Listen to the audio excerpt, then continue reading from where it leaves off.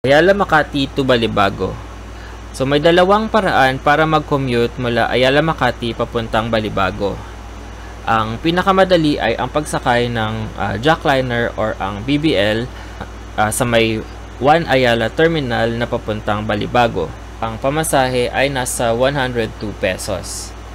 Ang isa pang paraan para mag-commute mula Ayala papuntang Balibago ay sumakay ng jeep na papuntang LRT Buendia at doon naman sumakay ng mga bus na papuntang Balibago Complex.